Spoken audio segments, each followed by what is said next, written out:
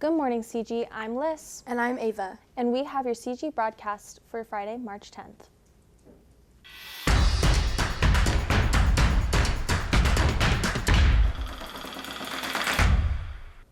More than 20 students have been recognized for winning a Scholastic Art and Writing Award. Students submitted art and writing pieces in December, and winners of gold and silver keys were announced in February. Nolan Canfield has the story.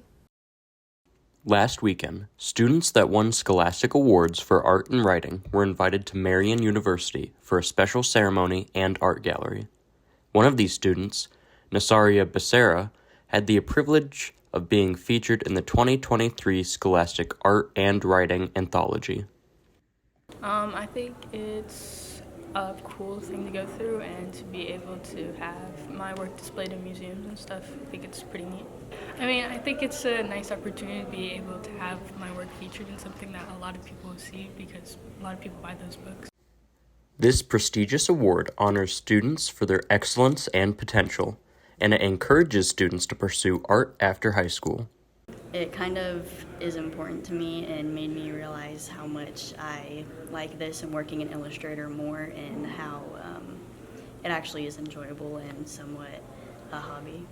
I took this class to help with my future career, and winning the award sort of pushed me to pursue that more. Adamson won a gold key for her poster that she made using Adobe Illustrator for her visual communications class. It's funny, like the students' talent really kind of, they can do the work themselves and they can reach it that way.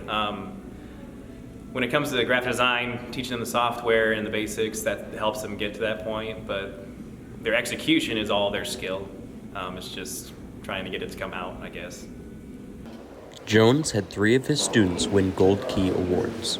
Teachers like Mr. Jones and Mrs. Fowler continually push their students to succeed. She really helped me be more inspired in art, and if I didn't take her class last year, I don't think I'd be into art, and she's just always supported me, and if I need help, she always helps me with something, and she's just always there for you. The awards weren't limited to just art, however.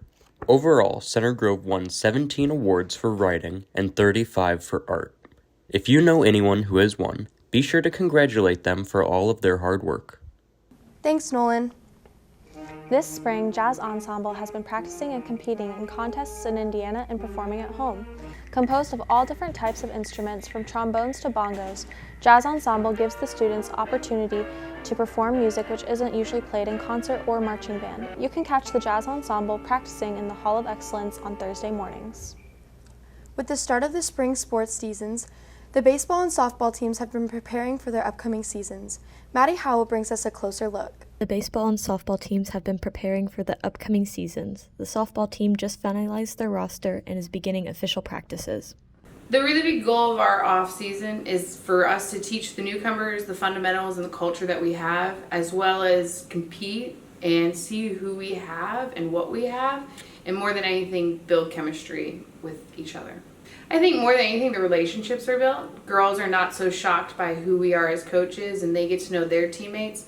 But more than anything, we got to work on explosiveness, angles, and making sure that they can execute their roles well and at a high level. We've been doing workouts at the field and in the mornings, where we've done a lot of conditioning work, a lot of just getting the team together, figuring out where we're at, trying to get our skills on the same page, trying to get everybody on the same level. Lately we've been doing a lot of scrimmaging and game practice and figuring out our routines and what we need to accomplish to get to our goal at the end of the season. Coach Hatfield has a similar mindset with the baseball team and encourages his boys to prioritize the off-season just as much as the season itself. Yeah, we talk about staying mentally tough. That's the biggest thing. Competing every day. Don't get beat because you're not thinking clearly, because you're not thinking that you can beat the guy that you're facing. So really mentally just trying to be tough and stay focused.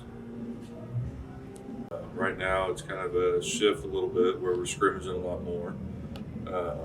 Pitchers are throwing live to hitters. We've been able to get on the field because of the nice weather in February that we had. So it's been good. We're lucky to have the turf and be able to get outside in January and February when we can. Junior Noah Coy recognizes both the physical and mental aspect of his sport and helps his team work on both. We've done a lot of just outside work with hitting and getting stronger in the weight room. A lot of stuff is just getting faster, stronger, and approach at the plate has been the big thing for us. It's a tough game. Baseball is really hard, so the mental aspect's a big part of it. So recognizing your failures and learning from them is a big thing that we're working on every day in practice. The softball team kicks off with his first game on March 28th, and baseball starts on March 21st. Thanks, Maddie. For more information about our school sports teams, follow Trojan Year Sports on Instagram. To hear more about what CG students are up to this week, check out Trojan Year, Center Grove students' new website. This week, there's a feature over a senior volunteering at a hospital, a story about a collector of war memorabilia, and more. That's all we have for you today, CG. Bye.